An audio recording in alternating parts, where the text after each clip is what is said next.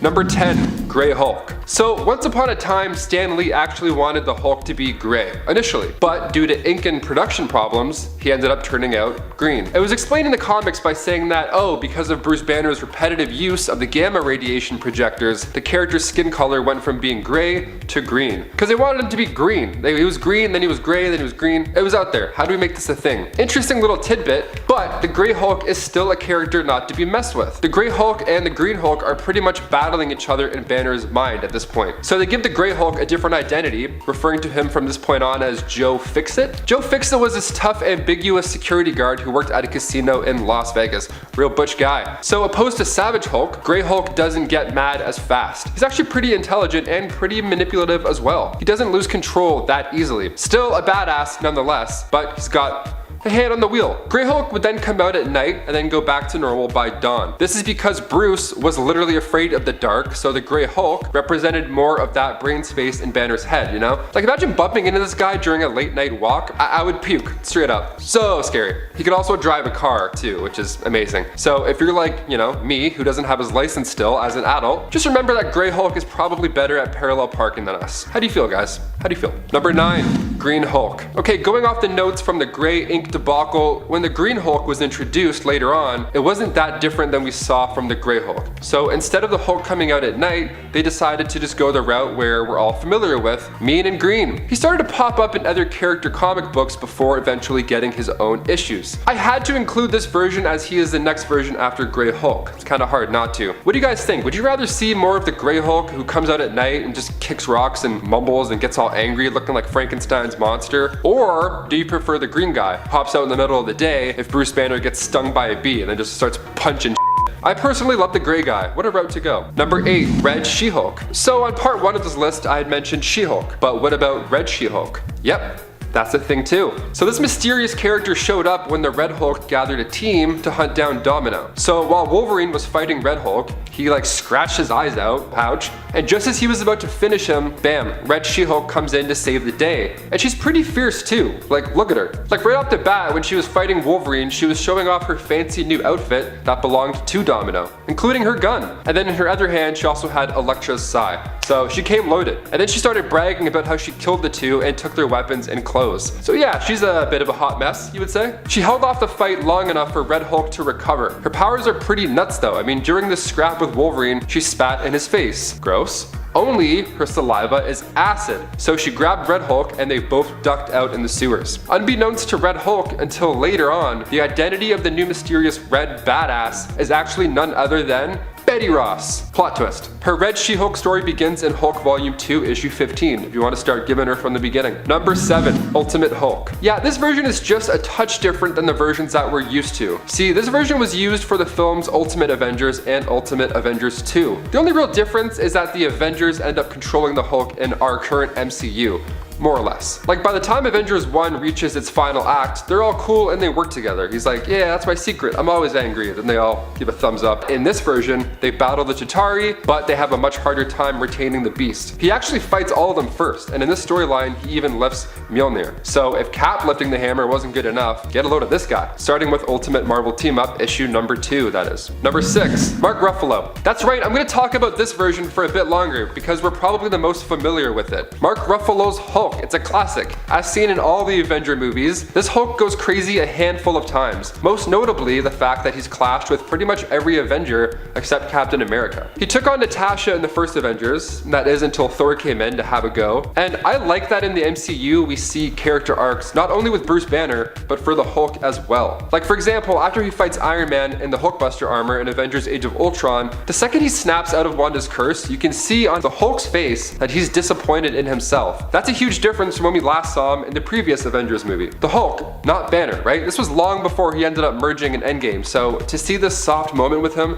is actually really nice, especially after he just, you know, destroyed an entire city. And you can also see growth with himself and Natasha early on. I mean, at the beginning of Age of Ultron, Nat calms him down. It's funny, whenever my buddy Dan gets mad about stuff, I always touch his hand, and I go, hey big guy, sun's getting real low, right? Let's calm it down, let's pack it in. I won't lie, the second Smart Hulk was revealed in Avengers Endgame, I kind of hated it right off the bat. I was like, they're going for a silly take on the character just to make the theater laugh. That wasn't the case though. Mark Ruffalo actually did a great job combining the two for that movie, especially in a finale piece like that movie. He actually finds this nice line to be intimidating and beastly at the same time. So he's like a jolly green giant. My favorite part has to be when he talks Thor into returning to the gang. Such a nice arc. I mean, it's good fun all around, except for, you know, all the death and destruction that happened. Number 5, The End Hulk. Written by Peter David, The Incredible Hulk The End shows us what Bruce Banner would look like after the rest of the world has fallen into pieces. In a one-shot released back in 2002, we find Bruce Banner as the last inhabitant of Earth. After the events of a nuclear holocaust, Banner was the only being that was physically able to survive. I mean, the story opens up with Banner talking to a vidbot. A vidbot is a floating camera that's always hovering 10 feet away from him. It found Banner when it was in the midst of confirming the eradication of humans. Now it just follows him around. Kind of like that cameraman in Super Mario 64. He's like on his little cloud, so cute. So Banner and the Hulk are on different levels at this point. The Hulk still wants to be a badass and fight stuff, but Bruce is done, man. He looks around him, he sees nothing. He sees giant mutated cockroaches. He actually attempts multiple times, but the Hulk will not let him die. It's kind of similar to what we heard in Avengers back in 2012, the first Avengers. Banner says to the group that he tried putting a bullet in his mouth and that the green guy spit it out. So this issue, we really get an idea for it if that had lasted until the very end. Quite dark. Number 4, Zombie Hulk. Okay, so this one I hope we actually never have to see because it's terrifying. In the series Marvel Zombies, the Hulk is, well, yeah, he's a zombie. So in this version, he's still a strong giant. However, because he's not alive technically, he doesn't regenerate every time he gets injured. He also doesn't need to get angry in order to transform from the zombie Bruce Banner. He actually transforms when he's hungry. If you're not you and you're hungry, Banner, I think you need a Snickers or a neighbor, whatever you like to eat. One of those two, we'll get you set up. Silver Surfer, for instance, gets his head bitten off, like Ozzy Osbourne style, by this zombified Hulk. You gotta check it out. Number 3, Robbie Banner. Okay, so on Earth 138, this punk rock version of the Hulk teams up with Spider-Man. Well, Spider-Punk rather. And in order to become the Hulk, he doesn't need to get angry, he doesn't need to eat flesh. Instead, he just needs to blast atomic bomb music. Okay. So at one point he helped Spider-Punk fight the UFOs at the Hellfire Club. And this version is wild. Like, imagine if Bruce Banner in the MCU had to blast Imagine Dragons before fighting Ultron. That'd be amazing. God, I'd pay for that. So in this storyline, when Kang and the Kong Law Marauders started attacking, Robbie just listened to the tape and promptly turned into the Hulk and helped Spider-Punk fight him. Number 2, Breaker of Worlds Hulk. So eventually, the One Below All destroys Bruce's soul, and then they themselves possess the body of the Hulk. After that, oh man, just straight up trouble. They went on to kill Franklin Richards, Galactus, Mr. Immortal, irony at its finest right there, and it kept killing until it was the last living thing in the universe. Why is this always a goal, man? Like, I would be so bored. At least keep a handful of entertainers alive. Like, if we only had Will Smith, we'd be fine. Movies, music, cringy Instagram posts, he could do it all. Yeah.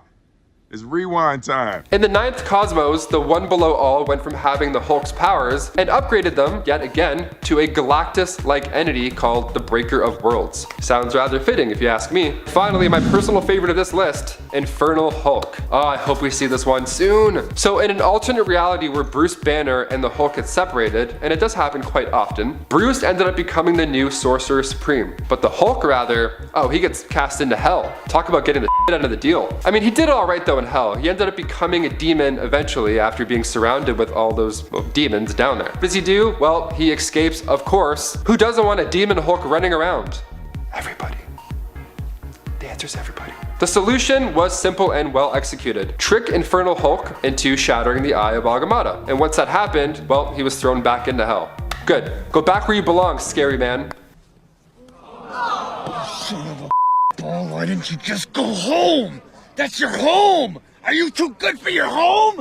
Answer me! Number 10, the Hulk. The story we're most familiar with is one that I must start with. With skin that is impenetrable to just about anything and super bad super strength, the Incredible Hulk is a force you don't want in any kind of way. Created by the late Jack Kirby and Stan Lee, the Hulk is created when Bruce Banner is accidentally exposed to a gamma bomb. Making his first debut in the Incredible Hulk #1 in 1962, we've seen many different variations of the big green guy, portrayed by actors such as Lou Ferrigno, Eric Bana, Edward Norton, and most notably Mark Ruffalo. Yeah, Mark Ruffalo. He gets stronger the more angry you make him, which makes fighting this guy a really tough time. He even lifted an entire island in Secret Wars. An island. Who do you guys think played Bruce Banner the best in the movies, by the way? Let us know in the comments. We're curious over here. Number 9, She-Hulk. Now, of course, we have to include Banner's cousin, Jennifer Walters. So, while on the verge of death, Bruce Banner gave Jennifer a very small transfusion of Hulk's blood to save her life. What a great cousin. All my cousins do is comment how lame my selfies are on Facebook. The transfusion gave her a very mild version of the Hulk's powers. So yes, She-Hulk is green, and yes, she gets stronger the angrier she gets, but she can change whenever she wants. She's the Hulk, but she still has a hand on the wheel, basically. Now, there are times where she gets a bit too angry and can't control herself, but most of the time, she knows what she's doing. Tatiana Mason Lee will play She-Hulk in her upcoming series on Disney+, set to be released in 2022, and we're all looking forward to that. I know it's gonna be great. Number 8, Doc Green. So after Hulk had gotten shot in the head by the Ancient Order of the Shield, Tony Stark came in yet again to save the day. How, you ask? Well, he used his Extremis virus and injected it into the Hulk to undo damage from the bullet. Not a bad idea, Stark, not a bad idea. We'll give you that. The only side effect was the brand new genius personality for the green guy. That's right, the Hulk had now acquired Banner's smarts. So the next logical step for Doc Green was to create a serum that strips the powers from the other Hulks, because he didn't want there to be any others like him, especially being smart and all. He knew it wasn't a good idea. Eventually the virus had gotten removed and Doc Green reverted back into the Hulk. Thank God. I feel like we don't need a smart Hulk. Like Valkyrie said in Endgame, I think I liked you better either of the other ways. She's on to something. 7, Savage She-Hulk. She's the daughter of Hulk and Thundra, so you already know we gotta include her in this list. She's a very unique version of the hero. For starters, she doesn't get stronger when she gets angry. Instead, she becomes more powerful the more calm she is. That'd be a strange sight to see. Well, I'm going to kill you now. That's wild. So where did these powers come from? Well, when Thundra went back in time, she fought the Hulk. But then the two became friends by the end of it and even shared a kiss. How lovely. So once back in her own timeline, she used the leftover Hulk DNA, added it to her DNA, and then poof, you have Lyra, the savage She-Hulk. Number 6, Maestro. Okay, remember in Avengers Endgame when Scott Lang tests out the quantum tunnel? He goes from being an adult to an old man to a baby back to an adult. It's actually a pretty comical scene, but what if one of the other Avengers went in? Like, what if you aged the Hulk? Well, making his first appearance in a vision in the Incredible Hulk Volume 2 issue 401, Maestro was the main antagonist in the Incredible Hulk Future Imperfect. The story takes place about 100 or so years in the future after a nuclear war has put the planet close to extinction. So an alternate version of the Hulk, Maestro, had been absorbing all the nuclear radiation the entire time and ended up becoming the strongest thing on the planet. Massive increases in strength and anger, plus the brains of Banner, made him arguably unstoppable. I would love to see this version of Hulk on the big screen. In fact, I'd love to see an old version of pretty much any of the Avengers. Not just a scene with old Cap, because you know, then I'll cry. Again. Oh, speaking of Old Man Hulk, number 5, Old Man Hulk. In the Old Man Logan storyline, Hulk was actually a villain. Traitor. Alongside Dr. Doom, Magneto, and Abomination, he actually ends up being the final villain for the story. He ended up having kids with none other than his own cousin, Jennifer Walters, aka She-Hulk. Okay, interesting choice. Well, it's because she couldn't be poisoned by the radiation, so it made sense to do it, I guess. After they had referred to themselves as Hulk Gang, what up? Some members of the family ended up killing Wolverine's family. Not a good idea. So retired Old Man Logan Wolverine got pissed and killed basically everybody except old Banner and one young offspring. Banner then turns into a very large, very angry monster and swallows Wolverine whole. That's right, he eats him. See, normally you would think that's the end of it, but that is until Wolverine cut through him from the inside and broke free, killing Old Man Hulk in the process. I don't know who I'd rather be in that situation. Like, would you rather be swallowed by a Hulk or would you rather swallow a sharp Old Man Logan? Both sound unpleasant. Number 4, War Hulk. In X-Men Apocalypse, we caught a glimpse at the Horseman. Apocalypse surrounded himself with the likes of Storm, Cyclops, Gambit, and Archangel before going for Magneto himself. But what if he recruited the Hulk?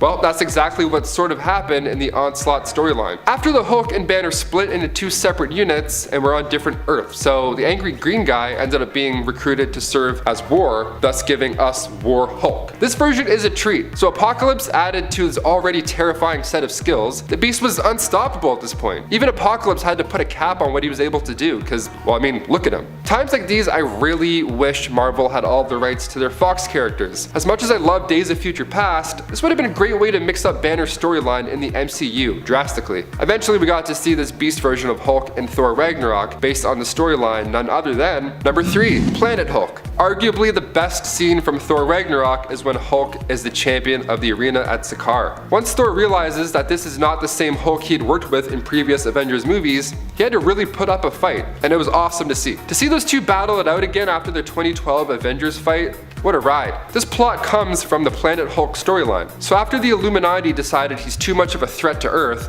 they send him off on a mission to destroy a rogue satellite. Survey says that was a lie. They were actually intending to send him off to a peaceful planet. But wormholes exist, so the trip went south and Hulk ended up landing on Sakaar, where he is forced to fight for the planet's emperor, the Red King, which in the movie was actually the Grandmaster, played by the most handsome man on the planet, Jeff Goldblum. And if you haven't seen Thor Ragnarok, do yourself a favor and go watch it twice. Hulk plus weapons equals scary.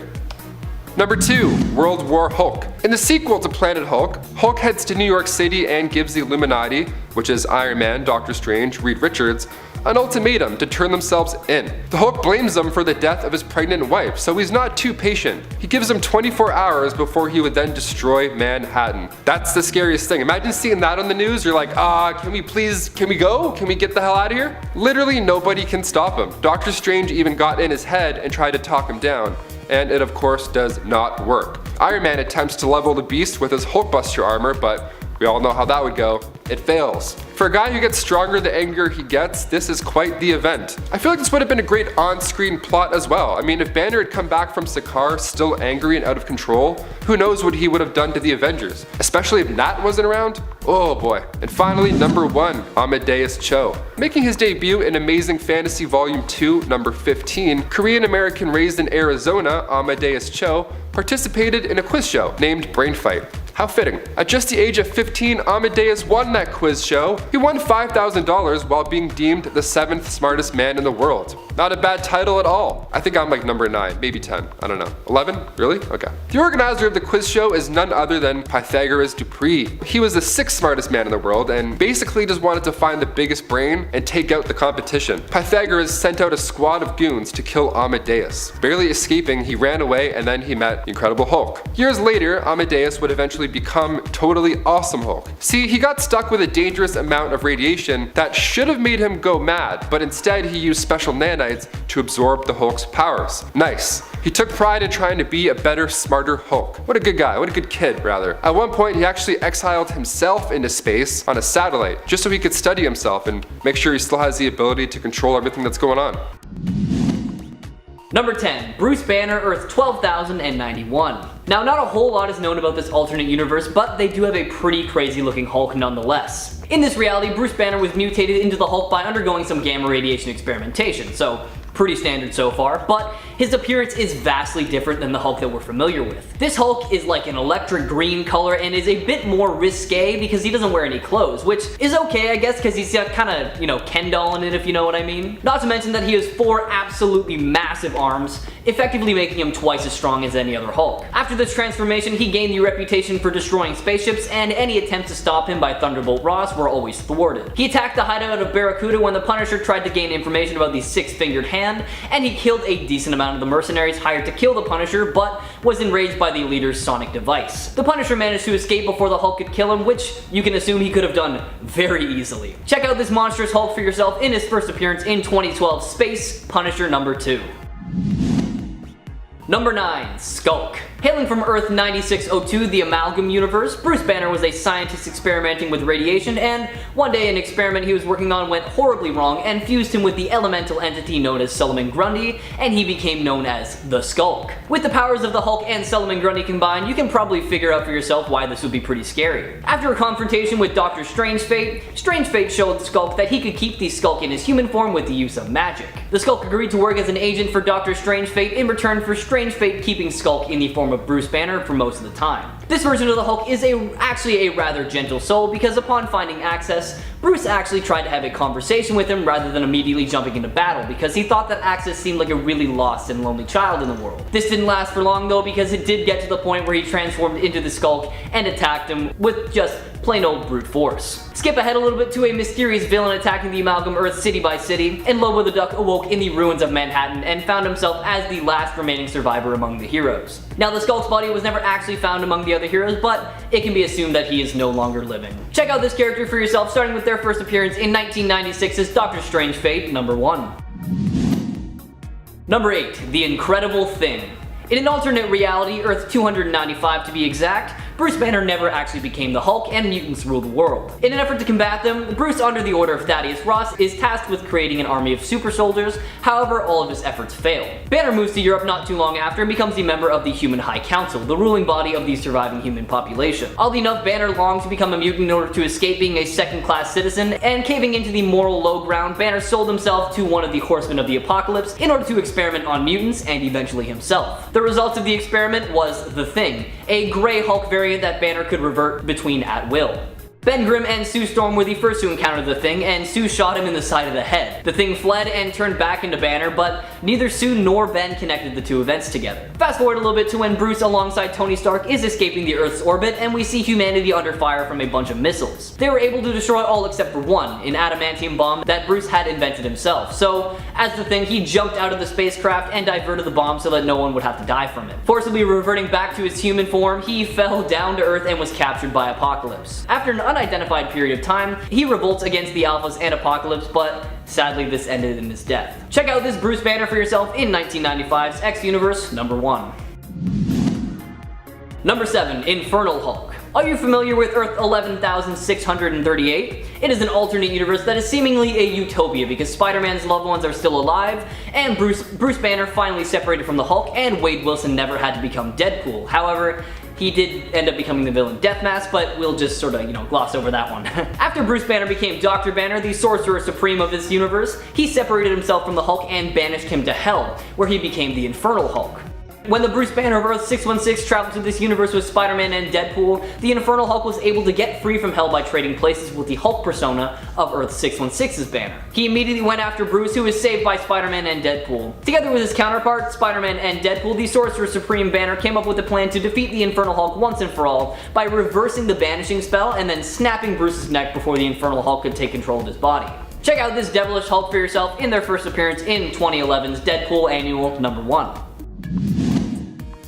Number 6. John Eisenhart. On Earth 928, the alternate Earth that is set in 2099, and it is a vastly different world than we are familiar with because the Age of the Heroes has ended and much of the world is run by violent and evil companies. Head over to Los Angeles and we meet John Eisenhart, the Hulk of 2099. John gained his Hulk-like abilities from the Knights of Banner, a cult that worshipped the original Hulk, who wanted nothing more than to create a new Hulk. Their Gamma gun accidentally fired and hit John, and he was transformed into a 12-foot tall Gamma Beast with razor-sharp claws and fangs, a long tongue, and massive muscles. Hulk 2099 dedicated himself to defending the people from monsters like Draco and became a leader in a rebellion against them. After President Victor Von Doom's takeover of America, John stole a Gamma device from one of Doom's henchmen in order to keep it from Doom himself. Now this device was similar to the one that granted John the ability to transform into his Hulk-like form in the first place. Draco threatened John with a massive bomb placed directly on the city's fault line if he didn't turn the Gamma device over to him. In the ensuing battle, the bomb detonated and triggered a massive earthquake, and the earthquake set off the Gamma device that resulted in a massive explosion laying waste to the city. John emerged from the rubble, mutated even more so by the radiation emitted from the device. His mutation eventually did stabilize and he returned to his original form just prior to S.H.I.E.L.D. agents arriving in the region. While battling them, John seemed to perish, and well, that's the last that we've seen of him. Give his story a read for yourself in 1993's 2099 Unlimited number 1. Number 5. Bruce Banner, Earth 9591. In the Marvel Universe, scientific accidents tend to lead to fabulous powers. However, in the real world, a scientific accident typically leads to serious injury or even death. After all, if a regular person were caught in the explosion of a gamma bomb, they definitely wouldn't gain green skin and super strength. Odds are they would just get probably really sick and die. With that in mind, let's meet Bruce Banner from the miniseries Ruins. Written by Warren Ellis, Ruins is a dystopian twist on the Marvel Universe, where everything that can and does go wrong goes wrong. In this twist on the classic origin story, Rick Jones is a morphine addict that wandered into the testing site of a gamma bomb. The heroic Bruce Banner rushes to save him and is caught in the blast of the bomb, but Instead of becoming the Jade Giant, Bruce Banner is consumed with a mess of green tumors which tear Banner apart from the inside out. Much like the Peter Parker of this universe, Banner is currently believed to be held captive by the CIA for research purposes. Give the storyline a read for yourself in 1995's Ruins #1. It answers a lot of questions that I personally didn't know I wanted the answers to. Number 4. Hulk Earth 2081. After a war which ended in a violent nuclear holocaust that wiped out all life on Earth, wanting to get away from the few remaining survivors, would return to the Gamma Cave in New Mexico, where he'd seal himself off with a boulder. Many years later, Bruce would free himself from his imprisonment by a recorder, who was sent to record the demise of humanity at the request of a number of races. Though Bruce at first assumed they wanted to learn from humanity's mistakes, the recorder then informed him that they just wanted to make sure that they were all actually dead. Though Bruce at first refused to believe that everyone was dead, asking if it was some kind of joke, he soon came to accept it. He would then ask the recorder if he was going to kill him as well to, be sure. And the recorder then asked Bruce if he wanted to die, to which Bruce then responded, no, why would I want that? Bruce spent the next several years wandering across the ruins of the old cities trying to remember what he could of the old world. Later, Bruce suffered a painful heart attack, and how much his punishment resembles that of Prometheus, the last Titan, condemned to stay forever alive even while animals devoured him. As he died, the Hulk's persona arose in his mind. Banner would plead with the Hulk, begging him to simply let go of his conflicts, claiming that they were going to a paradise where all their dead friends were, where they could be happy. Hulk threw away his suggestion thinking it was a trick, and because in his eyes, friends had always betrayed him. With Banner completely gone, the Hulk was left completely alone in an empty world. Check out this one-shot storyline in 2002's Incredible Hulk, The End.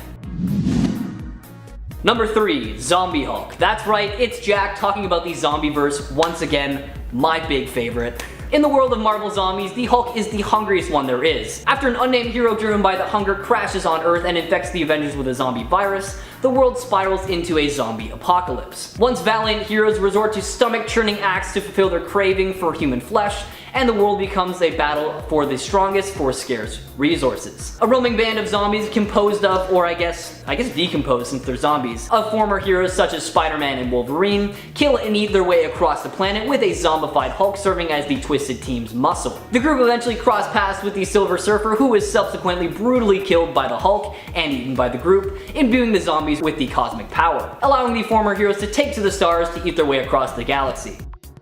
40 years later, Hulk returns to the Earth to find a colony of human survivors in New York, known as New Wakanda. After Giant Man declared a plan to create a breeding program to have food for eternity, Spider-Man and Luke Cage rebelled and fought Tony and the others. A force field was activated, protecting Black Panther's stronghold and the survivors, but sealed Gladiator and an unconscious Bruce Banner inside and cut Luke Cage in half. Hulk eventually escapes, and after eating Reynolds, Hulk transformed back into Bruce and voluntarily was eaten by the zombies so that he could cause no more damage to anyone. You all already know that this is one of my favorite universes, so check out Zombie Hulk for yourself, starting with his first appearance in Marvel Zombies Dead Days #1. Number 2, Maestro. While the Hulk has traditionally served as a tragic anti-hero, the supervillain known as the Maestro serves as a reminder that the Hulk is really only one bad day away from becoming the most dangerous foe mankind has ever encountered.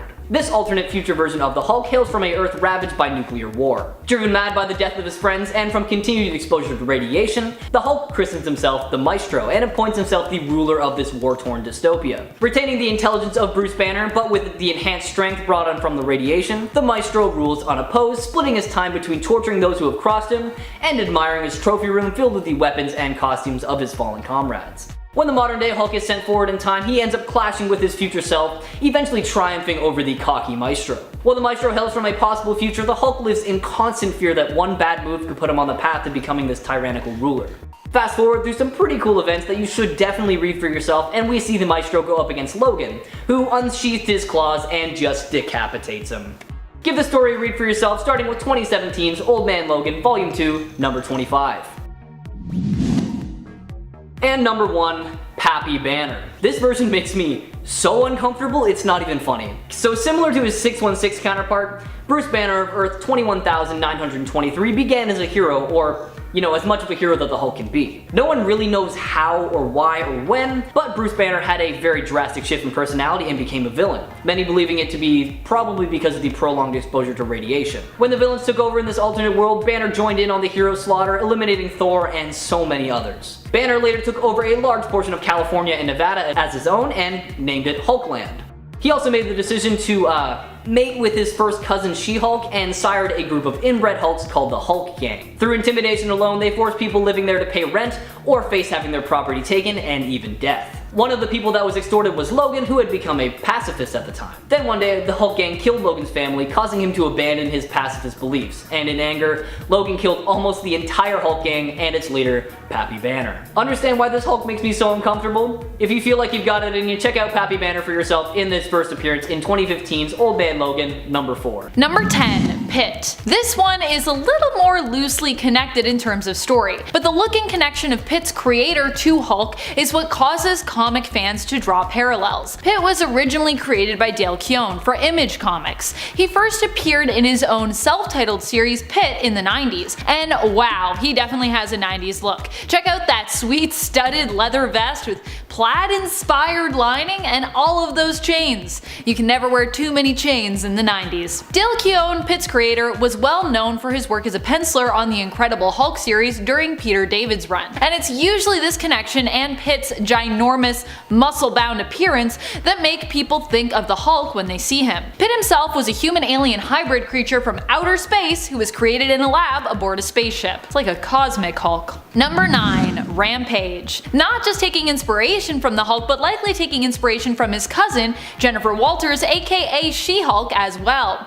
Rampage was originally known simply as Kitty Faulkner. Dr. Kitty Faulkner, that is. Kitty was a brilliant scientist working for Star Labs. An accident wherein Kitty was exposed to massive solar radiation during a demonstration gone wrong caused her to be transformed, however, into the orange giantess known as Rampage, who also sported a red mohawk. A fight with Superman where he absorbed excess radiation from her giantess Rampage form caused her to return once more to her human appearance as Dr. Faulkner. There would be other times, however, that Kitty would return to her Rampage form. Like She-Hulk, she also appears to keep her wits while in her hulkish appearance. Number 8.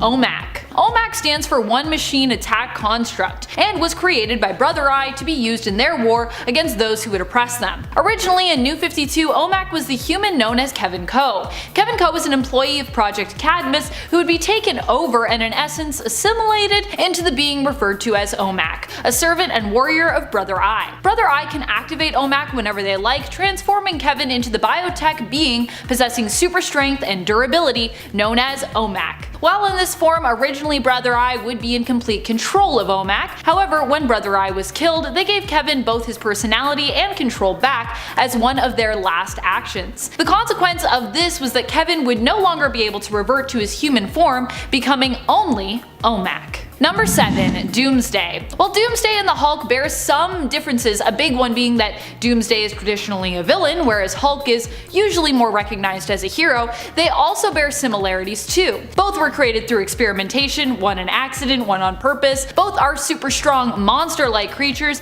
and they even bear a resemblance to one another. Doomsday is gray, which actually was the color Stan Lee originally wanted for the Hulk's appearance. However, when problems surrounding this desire arose, they turned the Hulk green instead. When Doomsday first fully appeared in Superman the Man of Steel issue 18, he was seen wearing a containment suit. And while Doomsday might be gray, his containment suit was very green, which all added to his Hulk-like appearance, in my opinion. Of course, the suit was likely added to create intrigue as to who or what was lurking within it. But still, it's interesting that DC decided to pick the color green as opposed to any other color. There's a lot of other colors out there, folks. Number 6. Doomed. If you thought Doomsday was a Hulk ripoff and you're feeling me there, you are going to love this one. Doomed was created when Metropolis University student Riser was infected with the Doomsday virus, similar to other versions of the virus we've seen pop up in the comics, but not quite as deadly as the one from the Dark Multiverse. Instead of killing Riser, it transformed him into a monster-like creature known as Doomed.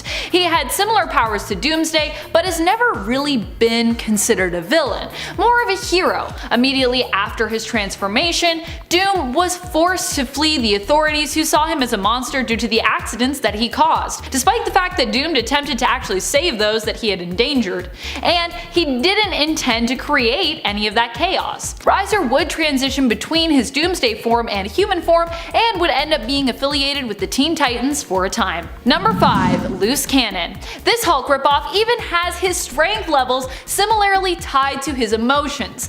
The angrier he gets, the bigger and stronger he gets. Loose Cannon was created by Jeff Loeb and Lee Moder, and is basically a big blue version of Hulk who was originally the human Eddie Walker. Walker regained the use of his legs, which had been disabled in a car accident when his metahuman gene was activated, turning him into the hero known as Loose Cannon, who was later redesigned during New 52 to be a Teen Titans villain instead. Eddie's skin has also been known to change color with his mood as well, and while he does appear to be similar to the Hulk in terms of powers, transformation, and abilities, he also bears a striking resemblance to Hank McCoy, the bouncing blue beast of Marvel's X-Men, especially his New Earth design. Number 4. Damage. Ever wondered what would happen if Captain America's exposure to the super soldier serum actually turned him into a monster? Well, wonder no more. DC has the answer to your question with one of their very own Hulk ripoffs. Damage is Ethan Avery, a youngster who grew up admiring superheroes and wanting to be just like them. At one point during his time serving in the military, he was offered an opportunity to become just that, and of course, jumped at it. He volunteered for the Damage program, a program that used experimental procedures in an attempt to create superheroes. Ethan passed all the necessary tests after applying and was given the Damage serum, which transformed him for 1 hour each day into a super strong, monster-like creature who bears a striking resemblance to the Hulk, down to his tattered pants. While in this form, Ethan would have very little control and basically adopt another rage-fueled berserker persona, also similar to the Hulk.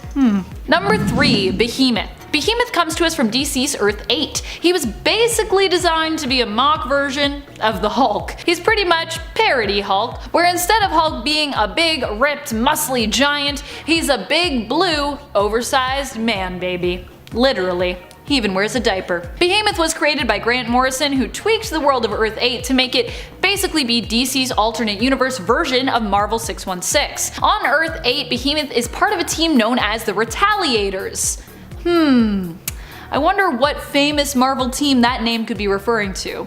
The Retaliators. Number 2. Monster. Monster was introduced during Superman/Batman. He was basically a big green powerful monster who was possessed by Kryptonite Man and created by Joker and Mr. Mxyzptlk, who had seemingly teamed up to take down both of their sworn enemies, Batman and Superman. Seemingly. Monster wasn't the only one they created, however. No. He was part of a team known as the Maximums, a parallel to Marvel's Ultimate Supers originating from Earth 1610. All you have to do is look at Monster though to really see how much of a ripoff of the original Hulk he really is. Number 1. Smash. Smash was basically Rob Liefeld's attempt at salvaging work he'd already completed but was unable to use. Liefeld had been working with Marvel previously on Captain America stuff, but when Liefeld kept apparently missing deadlines and sales ended up being not where Marvel had hoped, they let him go. The book was moved over to Wildstorm, and Liefeld's direction for the plot was pretty much fully abandoned, but he still found a way to make use of the work that he had already done,